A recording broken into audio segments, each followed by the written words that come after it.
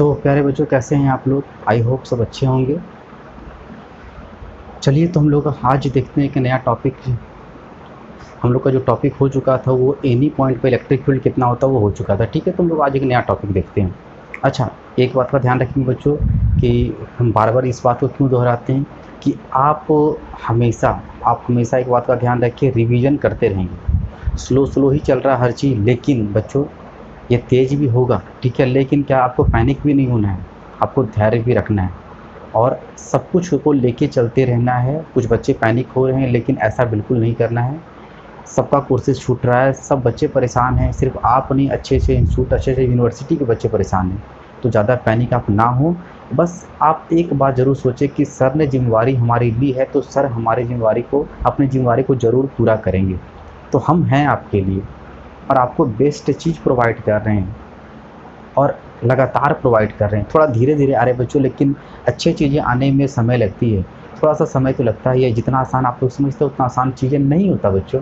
तो आप थोड़ा सा समझेंगे और ज़्यादा तो हम कुछ बोलेंगे नहीं, लेकिन जिन बच्चों को समझ में नहीं आता है ये बात, तो बच्चे आप अपना देख सकते हैं। ठीक है, मेरा तो यहाँ एक ही मोटो है बच्चे की, कंटेंट, बेस्ट कंटेंट।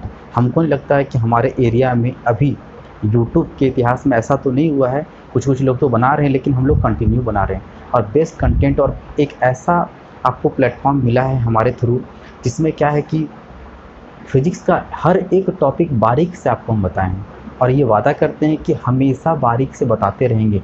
एक भी ऐसा न्यूमेरिकल होगा नहीं जो आपको नहीं बनेगा, सब आपसे बनेगा।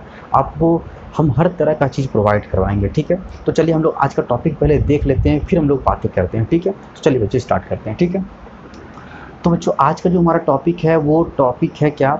टॉर्क पे बेस्ड। टॉर्क पे बेस्ड कहने का मतलब ये बच्चों कि एक डाइपोल हमारे पास होगा। आपको पता है कि इलेक्ट्रिक डाइपोल हम लोग पढ़ चुके थे कि इलेक्ट्रिक डाइपोल क्या होता है। अच्छा, इलेक्ट्रिक डाइपोल जो होगा बच्चों वो क्या होगा कि एक इलेक्ट्रिक डाइपोल हमारा कहाँ रखा रहेगा। आज हम लोग देखेंगे क्या कि एक इलेक्ट्रिक डाइपोल को हम लोग एक यूनिफॉर्म इलेक्ट्रिक फील्ड में रखेंगे। आपको पता है कि इलेक्ट्रिक फील्ड क्या होता है, आपको ये भी पता है कि यूनिफॉर्म इलेक्ट्रिक फील्ड क्या होता है। ठीक है बच्चों, तो आज हम लोग एक डाइपोल को, इलेक्ट्रिक डाइपोल को एक यूनिफॉर्म इलेक्ट्रिक फील्ड में रखेंगे और हम लोग देखेंगे कि वो इलेक्ट्रिक फील्ड में रखते ही क्या होता है कि उस पे एक टॉर्क लगता है। क्या लगता है बच्चों? टॉर्क लगता है। अब आपके दिमाग में एक बात आ रहा होगा बच्चों कि सर टॉर्क क्या होता है। तो आपको पता है बच्चों कि 11th क्लास में मैंने आपको पढ़ाया था टॉर्क के बारे में। ठीक है, और जिन बच्चों का नहीं किया हुआ है 11th क्लास में, तो कोई बात नहीं बच्चों, मैं यहाँ बता दूंगा। ठीक है, आपको पता ही होना चाहिए कि 11th क्लास आप तो गवा देते हैं किस अनुसार से, ऑलराउंडर टीचर के पढ़े किस चक्कर में पड़ जाते हैं।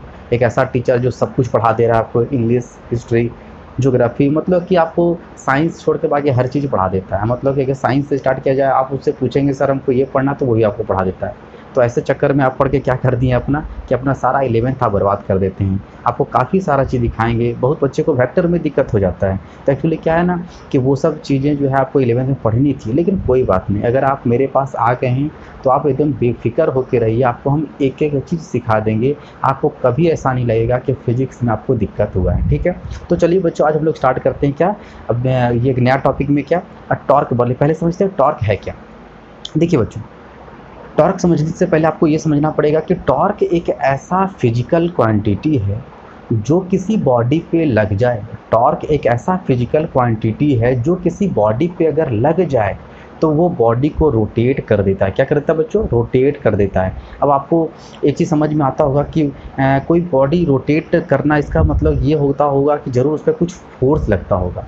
मतलब जब बॉडी पे फोर्स लगेगा तो बॉडी क्या होता होगा कि मूव करता होगा, मतलब कि रोटेट भी कर सकता है। ठीक है, देखिए आज तक हम लोग जो पढ़े थे उसमें क्या पढ़े थे कि देखिएगा फिगर में कि अगर हमारे पास एक बॉडी ऐसे है बच्चों, अगर एक बॉडी पे फोर्स हम ऐसे लगा दें और फोर्स ऐसे लगा दें, तो आपको क्या लगता है बॉडी पे अगर इस तरह से फोर्स लगा दिया जाए, ये फोर्स F और ये भी फोर्स क्या है बच्चों, F लगा दें, तो बॉडी आगे की तरफ बढ़ना स्टार्ट कर जाएगा। ठीक है, लेकिन बॉडी रोटेट नहीं किया। बॉडी क्या नहीं किया बच्चों? रोटेट नहीं किया। लेकिन अगर ऐसा करें कि एक फोर्स हम ऐसे लगा दें बच्चों, इस तरह से पीछे लगा दें, तो आप क्या देखेंगे कि बॉडी रोटेट करना स्टार्ट कर देगा। क्यों? क्योंकि अगर एक फोर्स ऐसे लगे, एक फोर्स ऐसे लगे, तो बॉडी ऐसे क्या हो जाएगा, ऐसे क्या हो जाएगा, बॉडी रोटेट करेगा। क्या होगा? रोटेट करेगा। ऐसा ही कुछ काम होगा डाइपोल के साथ भी। ठीक है, अच्छा, अब ये होगा रोटेट अगर बॉडी करेगा तो आप तो देख लें कि बॉडी इस तरह से यहाँ रोटेट इधर करना चाहेगा और ये ऐसे रोटेट करना चाहेगा, मतलब बॉडी ऐसे ऐसे रोटेट करेगा। मतलब जहाँ भी आप देखते हैं बॉडी रोटेट करता है, दरवाजे को जब आप खोलते हैं तो आप देखते हैं दरवाज़ा रोटेट कर रहा है, वहाँ भी टॉर्क लग रहा है बच्चों, ठीक है। हालांकि ये सब चीज़ 11th हम बता चुके हैं, लेकिन आपको यहाँ इतना ही जानना है कि टॉर्क होता क्या है, तो आपको पता चल गया टॉर्क क्या होता है। जब किसी बॉडी पे दो फोर्स लग जाए, देखिए ध्यान से बच्चों, जब किसी बॉडी पे दो फोर्स लगे, वो दोनों फोर्स कैसा होना चाहिए, इक्वल होना चाहिए। क्या चीज़ में, मैग्नीट्यूड में, मतलब दोनों का वैल्यू क्या होना चाहिए, इक्वल होना चाहिए। दो फोर्स होना चाहिए, दोनों का वैल्यू इक्वल होना चाहिए, और क्या होना चाहिए, दोनों अपोजिट होना चाहिए। क्या होना चाहिए, अपोजिट। क्या होना चाहिए, अपोजिट। और साथ में क्या होना चाहिए, एक खास बात, कि दोनों अपोजिट भी हो जाएगा, इक्वल भी हो जाएगा, लेकिन फिर भी बॉडी घूमेगा नहीं अगर एक कंडीशन फॉलो नहीं करेगा तो। क्या बच्चों, अगर सपोज करिए कि हम बॉडी पे फोर्स अगर ऐसे लगा दें, ये भी एफ और ये भी एफ, तो आप क्या देख रहे हैं कि बॉडी पे फोर्स इधर लगा एफ, इधर लगा एफ, इक्वल भी है, अपोजिट भी है, फिर भी बॉडी आपको लगता है घूमेगा, क्या नहीं घूमेगा। इसका मतलब ये हुआ कि जब कोई वस्तु पे दो फोर्स लगे, इक्वल हो, अपोजिट हो, लेकिन अगर उनका लाइन ऑफ एक्शन एक ही हो, मतलब अगर एक ही लाइन पर दोनों काम कर रहे हो, तो वो बॉडी रोटेट नहीं करेगा। अगर उस बॉडी को रोटेट करवाना है तो उनका लाइन ऑफ एक्शन अलग करना पड़ेगा। क्या करना पड़ेगा, अलग। अगर ये थोड़ा सा भी अलग हो जाएगा बच्चों, थोड़ा सा भी अगर ये अलग हो जाएगा, तो आप देख सकते हैं कि बॉडी रोटेट करेगा, रोटेट करेगा। तो ऐसा ही कुछ यहाँ भी होगा। तो आइए हम लोग ज़रा स्टार्ट करते हैं, हमारा अपना जो टॉपिक होगा वो क्या होगा, हम ज़रा इसको लिखते हैं, ठीक है।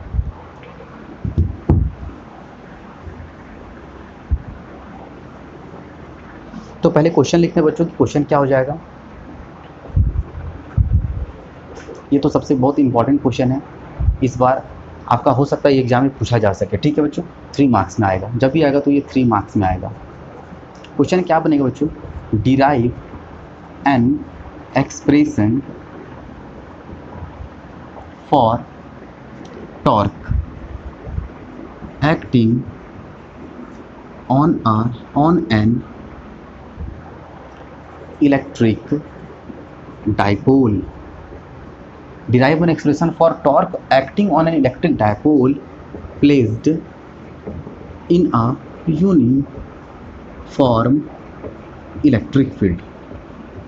यूनिफॉर्म इलेक्ट्रिक फील्ड मतलब कि एक यूनिफॉर्म इलेक्ट्रिक फील्ड में एक हम लोग किसको रख दिए हैं, एक हम लोग डाइपोल को रख दिए हैं, और वो डाइपोल पे क्या लगेगा बच्चों, टॉर्क लगेगा। क्या लगेगा बच्चों, टॉर्क लगेगा, ठीक है। तो हम लोग देखते हैं एक एक्सप्रेशन को, ठीक है। तो हम लोग सबसे पहले मान लेते हैं हमारे पास से एक डाइपोल है, कंसीडर एन इलेक्ट्रिक डाइपोल। मान लेते हैं हमारे पास इलेक्ट्रिक डाइपोल है, हैविंग डाइपोल मोमेंट P। मान लेते हैं इसका डाइपोल मोमेंट कितना है, P, हर बार की तरह ऐसा ही, जिसको रख दिया गया placed in an electric field, uniform electric field, in an uniform electric field E, such that, इस प्रकार से, such that it makes an angle theta with the direction of E। मान लेते हैं कि हम लोग के पास एक इलेक्ट्रिक डाइपोल है। अब एक इलेक्ट्रिक डाइपोल है तो उसके पास क्या होगा बच्चों, एक डाइपोल मोमेंट होगा। तो मान लेते हैं P उसका डाइपोल मोमेंट हो गया, उसको रख दिया गया है, कहाँ रख दिया गया है, एक यूनिफॉर्म इलेक्ट्रिक फील्ड में। वो यूनिफॉर्म इलेक्ट्रिक फील्ड क्या है, ये है, ठीक है। अच्छा, इस प्रकार से रख दी, सच दैट, इस प्रकार से रख दिया गया है कि वो जो डाइपोल है वो एंगल बना रहा है। वो क्या कर रहा है, एंगल बना रहा है, कितना, थीटा एंगल बना रहा है, कितना, थीटा। किसके साथ, तो डायरेक्शन ऑफ इलेक्ट्रिक फील्ड के साथ, मतलब हमारा जो इलेक्ट्रिक फील्ड होगा उसके साथ वो थीटा बना रहा है एंगल। आइए जरा फिगर देखते हैं, ध्यान से देखिएगा फिगर को।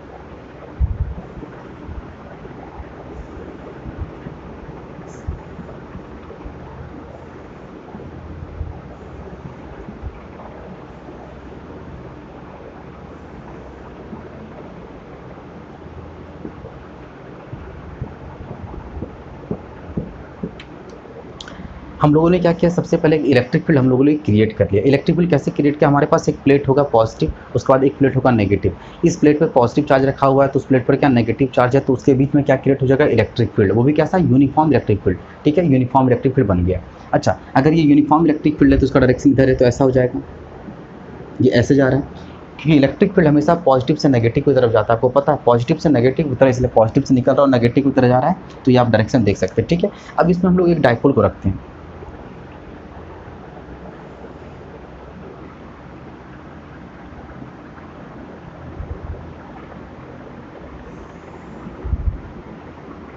अब इसमें हम लोगों ने क्या किया, एक डाइपोल को रख दिया। ठीक है, ये हमारा डाइपोल हो गया।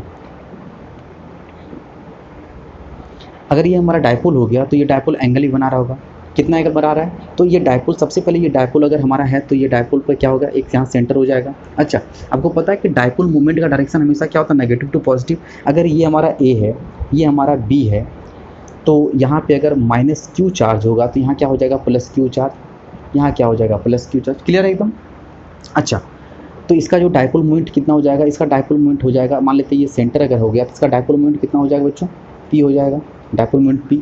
अच्छा, ये जो पी है डाइपोल मोमेंट, अभी लिखिए ना, थीटा एंगल बनाता है, तो एंगल कौन बनाएगा, एक वेक्टर, मतलब ये जो डाइपोल है वो इससे एंगल बना रहा है कितना, मान लेते हैं थीटा, ये थीटा एंगल बना रहा है। ठीक है, थीटा एंगल बना, क्लियर है।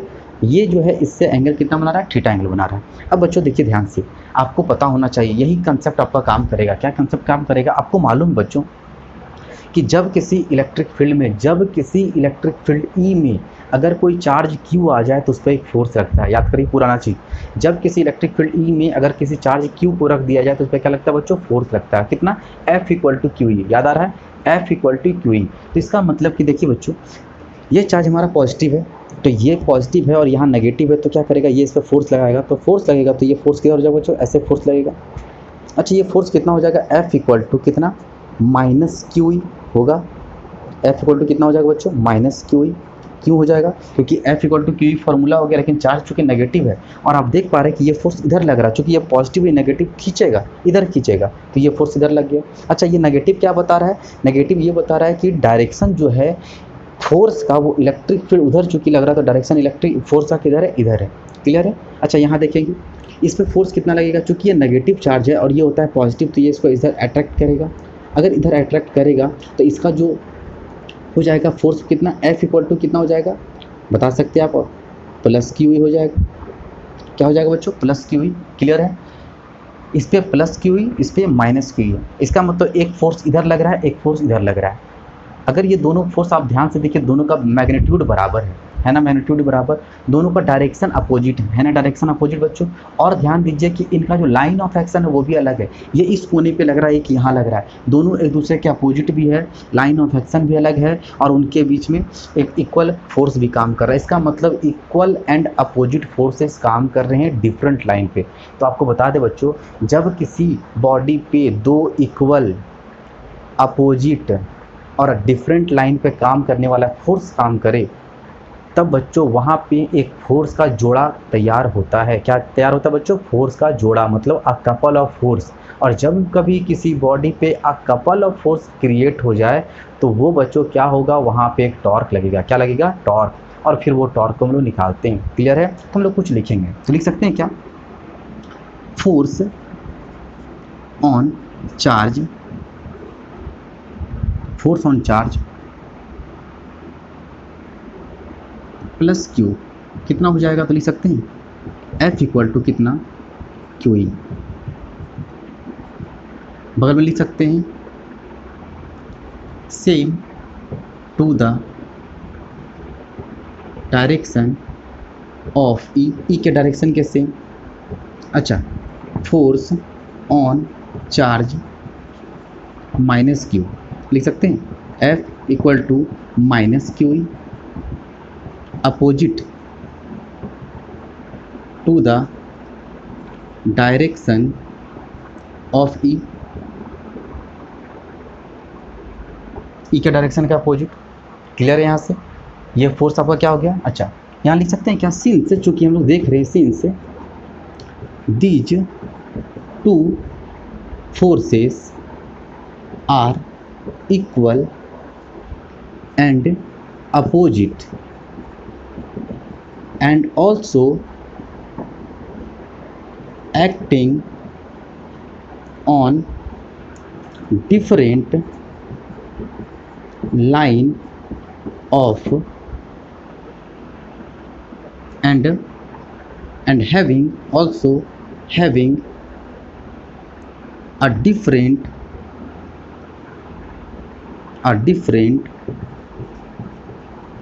line of action, so they form a couple of force। इसलिए ये क्या बनाते हैं, अ कपल ऑफ फोर्स बनाएंगे, जिससे क्या प्रोड्यूस होगा, टॉर्क प्रोड्यूस होगा। अ कपल ऑफ फोर्स ऊपर मिटाते बच्चों इसमें, which produce a couple of force. तो इससे क्या होगा बच्चों, इस पर एक टॉर्क प्रोड्यूस होगा,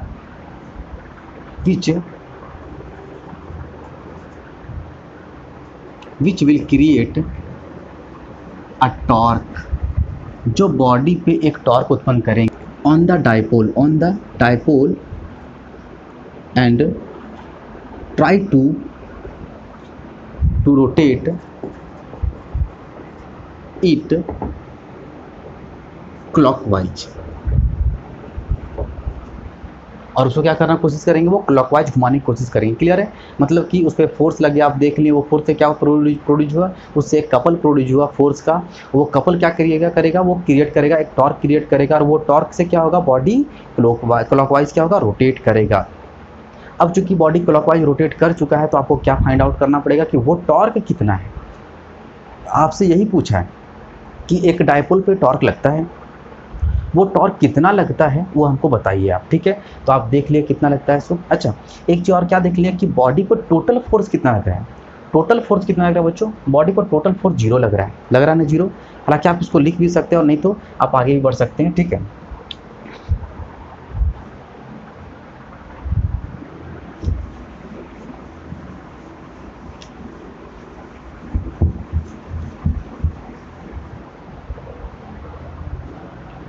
टोटल लिख सकते हैं, एक line, total force on the dipole कितना हो जाएगा, तो बता सकते हैं कितना, 0 हो जाएगा।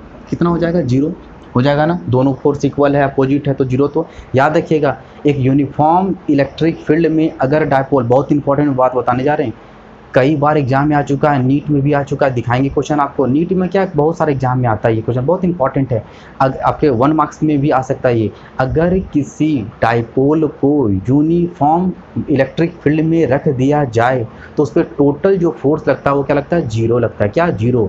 तो आखिर उस पर टोटल फोर्स जब 0 लगता है तो उस पर लगता क्या है, तो उस पर लगता है सिर्फ टॉर्क। क्या लगता है, सिर्फ टॉर्क लगता है। और टॉर्क क्या करेगा, बॉडी को गोल घुमाएगा।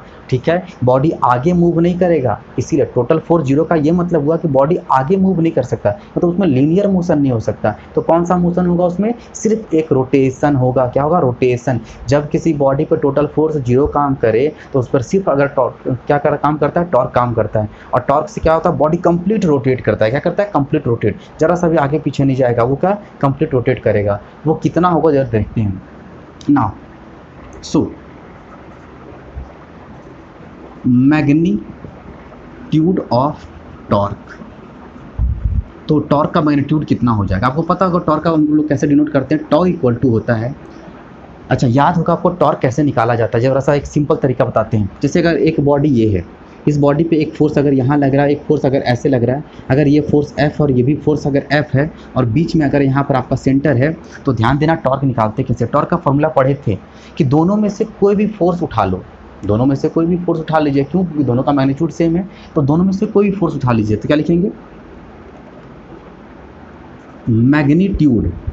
मैग्नीट्यूड ऑफ आइदर फोर्स, दोनों में से कोई भी फोर्स उठा लिए, मैग्नीट्यूड ऑफ क्या, इधर फोर्स, कोई भी फोर्स उठा लिए दोनों में, क्यों, क्योंकि उसका मैग्नीट्यूड लेना है, इनटू मल्टीप्लाई जो भी फोर्स उठाइएगा, कोई भी फोर्स उठाने बोल दिया, लेकिन जो भी फोर्स उठाइएगा उसका एक परपेंडिकुलर डिस्टेंस, उसी का परपेंडिकुलर डिस्टेंस। अगर सपोज करिए आप ये फोर्स लेते हैं तो इसका परपेंडिकुलर डिस्टेंस ये हो जाएगा, मान लेते हैं ये d1 है और ये कितना है d2, तो अगर ये फोर्स लीजिएगा तो इसका परपेंडिकुलर डिस्टेंस लेना पड़ेगा। क्या लेना पड़ेगा, परपेंडिकुलर डिस्टेंस। ये परपेंडिकुलर है, अगर इसको लीजिएगा तो इसका परपेंडिकुलर कितना, d2। तो अगर यहाँ पर आप इस फोर्स को लीजिएगा तो d1, अगर उस फोर्स लीजिएगा तो d2, मतलब कि आपको लेना पड़ेगा, ठीक है, उसी फोर्स का परपेंडिकुलर डिस्टेंस। तो चलो देखते हैं, magnitude of either force and multiply perpendicular distance, perpendicular distance, ठीक है। जरा निकालते हैं, उठा लेते हैं दोनों को मैग्नीट्यूड किसी का भी, मान लो कि उठा लिए, मैग्नीट्यूड लिख सकते हैं इनटू परपेंडिकुलर डिस्टेंस। अब परपेंडिकुलर डिस्टेंस क्या हो जाएगा, जरा फिगर देखेंगे ध्यान से। इसी फिगर में आपको थोड़ा सा और काम करना पड़ेगा। क्या काम करना पड़ेगा जरा देखेंगे। हमको परपेंडिकुलर डिस्टेंस इस फोर्स या इस फोर्स में से किसी को उठा लेते हैं। सपोज करता हूँ ये फोर्स लेते हैं, तो ऐसा कर सकते हैं, ये अगर थीटा है तो ये भी थीटा होगा बच्चों, होगा ना थीटा, क्लियर समझिएगा, यही इंपॉर्टेंट है। तो ये जरा देखिए, तो अगर हम यहाँ से एक परपेंडिकुलर डान ऐसे डिस्टेंस ड्रॉ कर दे, परपेंडिकुलर इस फोर्स का परपेंडिकुलर, इसका भी ले सकते हैं, इसका भी ले सकते हैं, ठीक है, आपकी मर्जी। अगर इसका परपेंडिकुलर डिस्टेंस अगर यहाँ ले लिए और इसको अगर ऐसे मिला दिए तो आप देखिए एक ट्रायंगल बन जाएगा। अगर ट्रायंगल बन जाएगा, इसका नाम ए है, इसका नाम बी है, इसका नाम हम लोग देते हैं क्या, सी, ठीक है। ये कितना डिग्री हो जाएगा, 90 डिग्री। अच्छा ये बताइए, अगर ये फोर्स लेंगे तो इसका परपेंडिकुलर डिस्टेंस ये होगा, ये तो हो जाएगा ना। अच्छा इस फोर्स को लीजिएगा तो इसका परपेंडिकुलर डिस्टेंस ये हो जाएगा, हो जाएगा।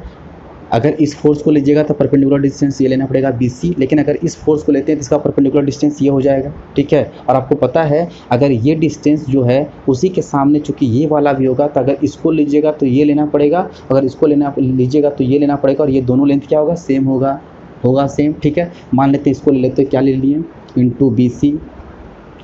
अब BC कितना होगा, BC कितना हो जाएगा, तो BC निकालने के लिए आपको क्या करना पड़ेगा, अब ध्यान दीजिए।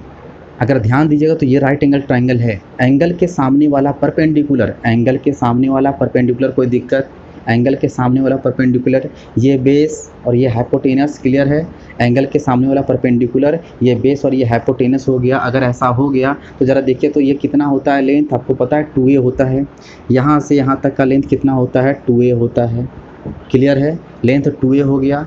अच्छा ये हाइपोटेनस हो गया, ये परपेंडिकुलर हो गया। इसका मतलब अगर हाइपोटेनस आपके पास है और आपको अगर परपेंडिकुलर चाहिए तो साइन थीटा का इस्तेमाल करते हैं, तो लिख सकते हैं फ्रॉम फिगर से हम लोग ऐसा लिख सकते हैं क्या, साइन थीटा इक्वल टू कितना लिख सकते हैं, परपेंडिकुलर बाय हाइपोटेनस, मतलब BC बाय कितना, AB लिख सकते हैं ना, BC by AB, perpendicular by hypotenuse. आपको चाहिए BC, या BC इक्वल टू लिख सकते हैं AB और कितना, साइन थीटा लिख सकते हैं।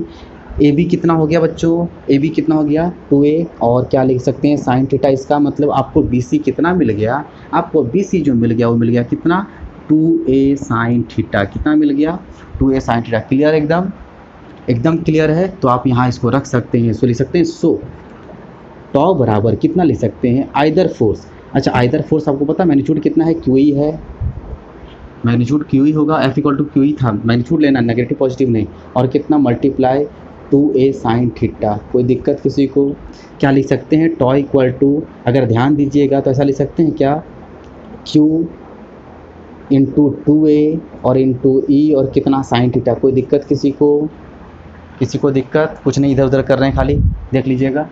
ऊपर मिटाते हैं इसको, क्या ऐसे लिख सकते हैं, Q इंटू 2a को क्या बोलते हैं, P बोलते हैं, तो लिख सकते हैं, या टॉ इक्वल टू कितना हो जाएगा P, और क्या हो गया आपका E, और कितना हो गया, साइन थीटा हो गया, क्या हो गया, sine theta. This is your required expression. कितना आसान है, काफ़ी आसान है। चीज़ों को हम ही मुश्किल बनाते हैं और हम ही आसान बनाते हैं। अगर ध्यान से समझिएगा तो बड़ा आसान लगेगा। तो ये हो गया आपका क्या, magnitude of torque acting on an electric dipole placed in uniform electric field. जब एक यूनिफॉर्म इलेक्ट्रिक फील्ड में एक इलेक्ट्रिक डायपोल को रख देते हैं, किसी एंगल पे रखते हैं, थीटा एंगल पे रख देते हैं, उस पर टॉर्क। अब आपको पता होगा बच्चों कि इस चीज़ को हम लोग वेक्टर के फॉर्म में भी लिख सकते हैं, ठीक है। तो हम लोग इसको ज़रा वेक्टर के फॉर्म में भी देखते हैं।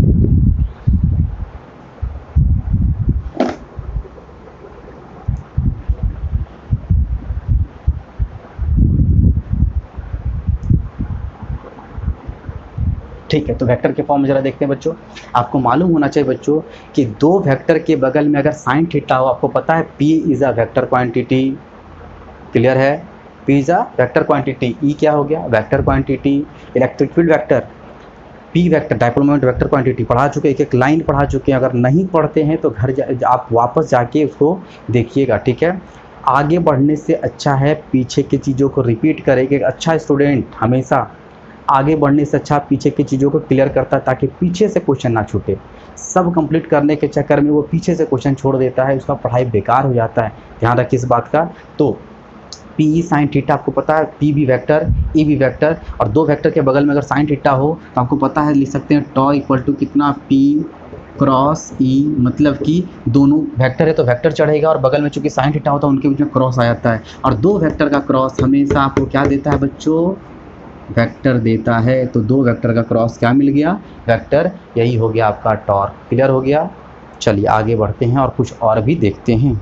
तो अब हम लोग देख लेते हैं बच्चों क्या, नोट, बहुत इंपॉर्टेंट बात। ये जो नोट में आपको हम बताने जा रहे हैं वो बहुत इंपॉर्टेंट चीज़ होगा। ये आपके एग्जाम में 1 मार्क्स में पूछा जाएगा, ठीक है। और सिर्फ 1 मार्क्स में नहीं बच्चों, ये आगे के बहुत सारे एग्जाम में पूछे जाएंगे, ठीक है। काफ़ी एग्जाम में पूछे जाएंगे, ये मैं दावा के साथ कहता हूँ। जब आपको मैं सॉल्व कराऊंगा, जो नीट के, मेडिकल का, एयरफोर्स का क्वेश्चन भी सॉल्व करवाऊंगा जब मैं 12th के साथ साथ, तो मैं आपको बताऊँगा, लेकिन हर चीज़ स्टेप में होगा, ठीक है। अभी देखते हैं। आपको मैं बता दूँ, जिस बच्चे को नहीं भी पता है और जिस बच्चे को पता है, बहुत अच्छी बात क्या कि जब दो वेक्टर का क्रॉस करते हैं, जब दो वेक्टर का क्रॉस करते हैं, दो वेक्टर का क्रॉस करते हैं, तो हमेशा हमको एक नया वेक्टर मिलता है। हमेशा हमको क्या मिलता है, एक नया वेक्टर मिलता है, वेक्टर, ठीक है। और ख़ास बात बच्चों, ये नोट में इसको ज़रा कर लेते हैं।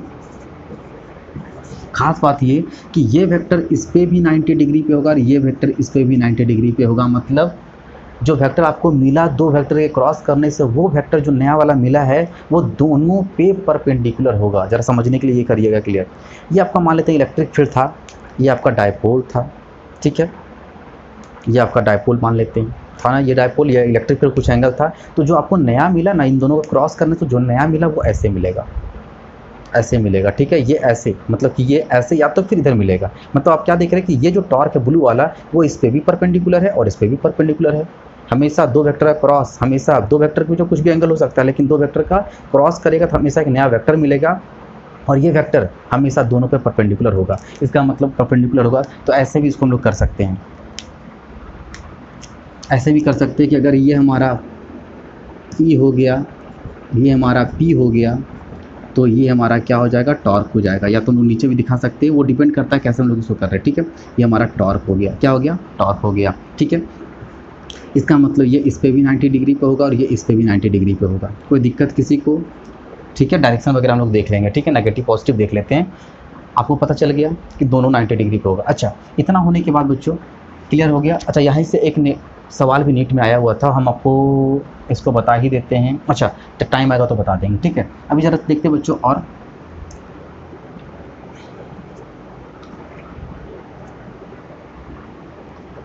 एक नोट में एक बात, दूसरा बात हो जाएगा। व्हेन एन इलेक्ट्रिक डायपोल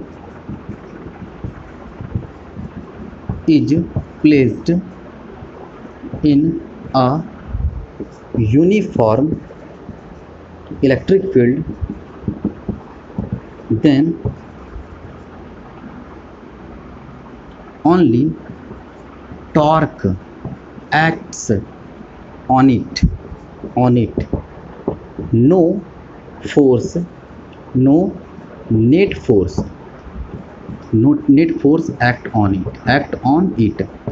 जब किसी डायपोल को यूनिफॉर्म इलेक्ट्रिक फील्ड में बच्चों रखते हैं तो उस पर सिर्फ क्या काम करता है, उस पर सिर्फ टॉर्क काम करता है, उस पर कोई भी क्या नहीं काम करता है, फोर्स काम नहीं करता है। पॉइंट आपका ये हो गया, पॉइंट नंबर ये 1 हो गया था, परपेंडिकुलर होता है, और ये पॉइंट नंबर 2। जरा पॉइंट नंबर 3 देख लेते हैं हम लोग।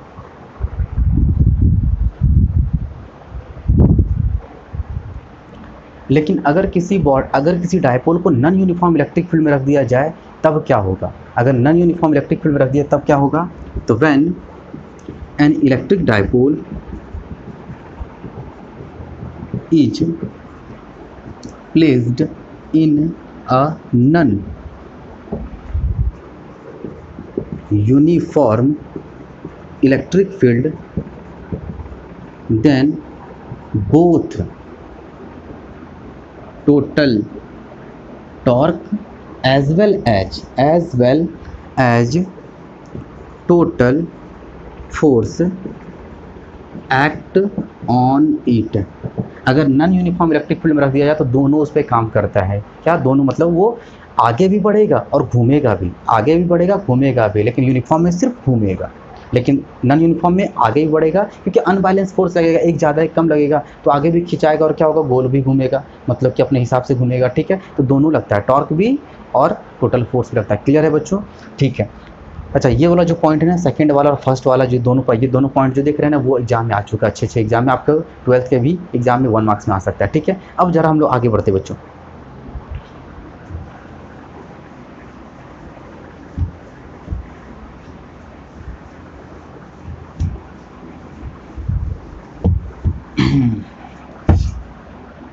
अब हम लोग देखते हैं कि मैक्सिमम टॉर्क और मिनिमम टॉर्क कब लगेगा, मतलब एक डायपोल पर सबसे ज़्यादा टॉर्क और सबसे कम टॉर्क कब लगेगा।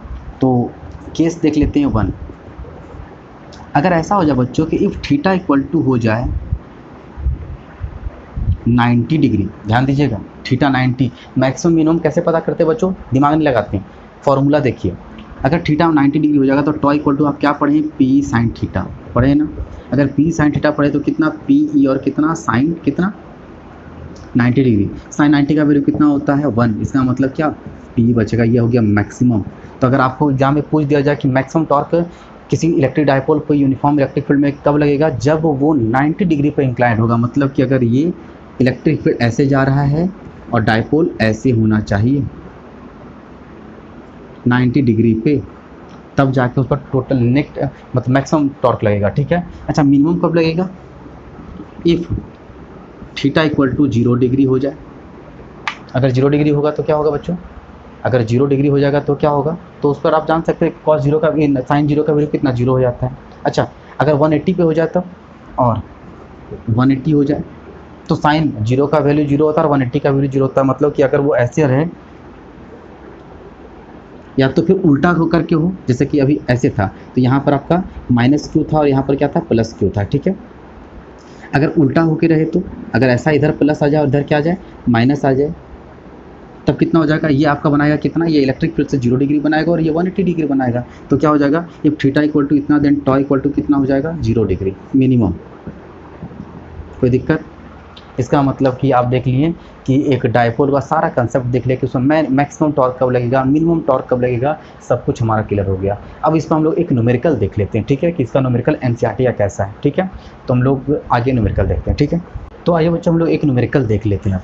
अब एक न्यूमेरिकल हम लोग ज़रा देख लेंगे, ये एनसीईआरटी का न्यूमेरिकल और ऐसा कई न्यूमेरिकल आएगा। ठीक है, लेकिन बस फार्मूला बेस्ड न्यूमेरिकल इस पर ज़्यादा बनता है, तो एक एनसीईआरटी का न्यूमेरिकल आप ज़रूर बनाएंगे। उसके बाद फिर स्टेप आपका बढ़ेगा, फिर हम एक देंगे 100 बनाएंगे। पहले एनसीईआरटी बना लीजिए, हम एक पीडीएफ देंगे, उसको बना लेना है, फिर इसके अलावा आपको दूसरा कुछ काम करना है। ठीक है, क्या कहता है कि न्यूमेरिकल कि हमारे पास एक इलेक्ट्रिक डायपोल है। ठीक है, उसका डायपोल मोमेंट दे दिया है और कहता है क्या कि वो कितने 30 डिग्री पे अलाइन है, अलाइन मतलब कि 30 डिग्री के एंगल पे है, किसके साथ, इलेक्ट्रिक फील्ड की डायरेक्शन के साथ। बता चुके इलेक्ट्रिक फील्ड होता है उसी का डायरेक्शन के साथ क्या होता है, वो किसी एंगल पे रहेगा, कितना एंगल, 30 डिग्री है।